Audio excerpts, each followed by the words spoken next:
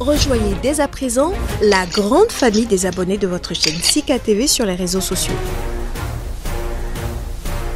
Sika TV, le vrai visage de l'actualité en Afrique, est en direct et en replay sur YouTube. Abonnez-vous et cliquez sur la cloche de notification pour ne rien rater. Nous sommes également présents sur Facebook et sur Twitter.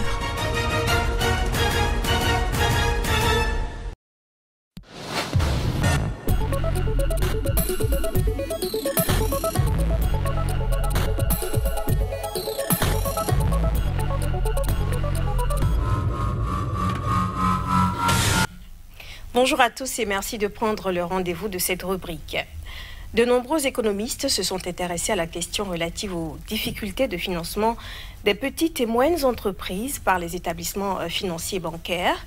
Il ressort des analyses que l'insuffisance de financement relève autant de la responsabilité des entreprises que de celle des banques. Nous ferons le tour de la question avec Maxime Toklo. Il est le chef du département de l'assistance et de la mise à niveau des entreprises de l'Agence nationale des petites et moyennes entreprises au Bénin. Maxime Toklo, merci d'avoir répondu à notre invitation. C'est un plaisir pour moi. Alors, avant d'aborder les causes des difficultés de financement, dites-nous ce qu'est concrètement une PME et quelle est sa contribution à l'économie d'un pays. Ok, merci. Pour ce qui est de la notion d'une PME, il faut dire que dans l'espace UEMOA, la définition varie d'un pays à un autre. Depuis quelques années, les différents États ont mis en place une charte des PME qui définissait ce qu'on entendait par PME. Mais il faut dire, il y a de cela 3-4 ans, les différents pays ont également procédé au vote de loi. Tous les pays ne se sont pas encore mis au pas, mais certains pays, comme le Sénégal, le Bénin, se sont déjà mis au pas en votant une loi qui a été promulguée par les chefs d'État. Et si nous prenons ces deux pays, le cas du Bénin par exemple, on n'entend pas PME, toute entreprise qui a un chiffre d'affaires inférieur ou égal à 2 milliards de francs CFA et dont l'effectif du personnel permanent est également inférieur à 200. Le volume total des investissements ne devra pas être supérieur à 1 milliard de francs CFA. Donc, à partir de ce moment, on parle de micro, petite ou moyenne entreprise. Donc, toute entreprise qui se situe dans cette catégorie est qualifiée de micro, petite ou moyenne entreprise. Alors, pour en venir à leur importance dans l'économie des différents pays, des études déjà menées par la BCEAO et d'autres acteurs du développement ont montré que ces PME représentent plus de 95% du tissu économique national dans chacun des pays de l'espace UEMOA. En d'autres termes, les PME constituent le poumon essentiel de l'économie de l'ensemble des pays de l'espace UEMOA et, sans même exagérer, on dirait de l'ensemble des pays du continent. Pourquoi le financement des PME? Oui, le financement des PME, vous savez, une entreprise, même si on développe des stratégies pour démarrer une entreprise avec ses propres moyens ou à petite échelle, à un stade donné de développement, l'entreprise a besoin de financement. Donc le besoin s'exprime et il n'y a pas d'entreprise qui, dans sa phase de croissance, ne sollicite de financement. L'entreprise peut, par exemple, avoir des opportunités de marché et pour satisfaire ces opportunités, elle est contrainte donc d'avoir un financement. Donc, il faut rechercher le financement quelque part. L'entreprise peut avoir un programme de développement, une vision, et pour atteindre cette vision, il lui faut donc opérer un certain nombre de changements en son sein, et cela nécessite donc qu'il y ait des investissements qui se réalisent. Donc, l'entreprise aura besoin du financement pour répondre donc à toutes ces demandes du marché, pour répondre à ses besoins d'agrandissement. Donc, le financement, qu'on le veuille ou non, est crucial pour une entreprise. Alors, est-ce que c'est un fait que les PME rencontrent beaucoup de difficultés justement pour financer leurs projets d'investissement? Il y a plusieurs raisons qui expliquent cela. D'abord, c'est une réalité. C'est une réalité dans tous les pays de l'espace UEMOA. Ce n'est pas propre à un pays. Et même quand on regarde un peu partout sur le continent, dans la plupart des pays, cette difficulté est là, que les entreprises n'arrivent pas à accéder au financement bancaire. Pourquoi? Des études ont montré que dans un pays, dans la sous-région, notamment au Bénin, en Côte d'Ivoire et un certain nombre de pays de l'espace UEMOA, qu'une entreprise sur 10 arrivent à obtenir le financement. C'est une un seule problème. sur 10. Une seule entreprise sur 10. Cela veut dire qu'il y a un véritable problème qui est lié donc à l'accès au financement des micro, petites et moyennes entreprises dans notre sous-région, dans notre espace UEMOA. Alors les raisons qui expliquent cela sont multiples. Il y a certaines raisons qui sont imputables aux PME parce que les banques et les institutions de financement en général justifient leur réticence par un certain nombre de défauts qu'on constate au niveau de cette catégorie d'entreprises. La première cause, c'est la non-organisation de ces entreprises. On constate que ces entreprises qui ne sont pas toujours organisées, on ne sait qui fait quoi, qui assume telle responsabilité. Il y a la question liée à la gestion comptable et financière. Et donc, l'entreprise ne tient pas une comptabilité fiable qui permette donc à la banque de s'assurer qu'en injectant des ressources, elle pourrait avoir donc un retour. Donc, ça fait partie aussi des causes. L'autre aspect aussi, c'est les questions liées à la gouvernance en général de l'entreprise. Et là-dedans, il faut voir les questions de ressources humaines. Vous avez des entreprises où le personnel n'est pas permanent. Aujourd'hui, vous avez une personne qui joue un rôle. Vous revenez 3 mois après, c'est une autre personne parce que le chef d'entreprise ne veut pas s'engager dans des contrats véritables avec son employé. Cela constitue des risques énormes. L'autre aspect aussi qu'il ne faudrait pas oublier, occulter, c'est qu'une bonne partie des micro, petites et moyennes entreprises se retrouvent dans l'informel. La banque n'accepte pas financer l'informel et donc elle refuse tout simplement de mettre en place le crédit pour une entreprise qui est dans l'informel.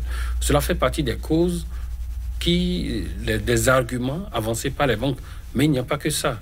Il faut aussi reconnaître qu'au niveau des banques, il y a d'autres problèmes. Les banques n'ont pas toujours des lignes de crédit adaptées à la réalité des PME. Ça, c'est pour ce qui est de la responsabilité des banques. Les banques n'ont pas toujours.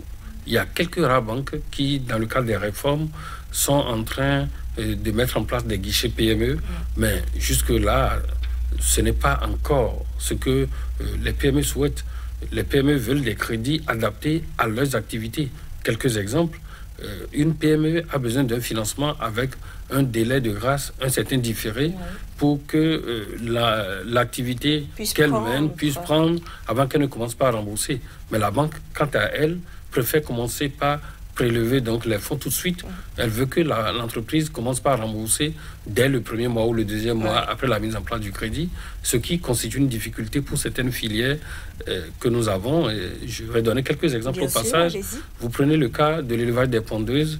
Lorsque vous démarrez un tel élevage, il faut entrer dans le 6e mois pour commencer par faire du chiffre. Donc pendant les 5 premiers mois, vous nourrissez vos animaux, vous investissez, d'accord, mais vous n'avez aucun chiffre d'affaires jusque-là.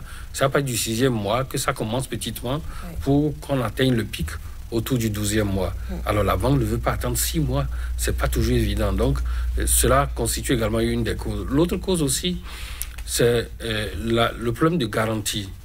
De garantie au niveau des PME. C'est vrai, il faut rappeler au passage que ce n'est pas la garantie qui justifie la décision de la banque.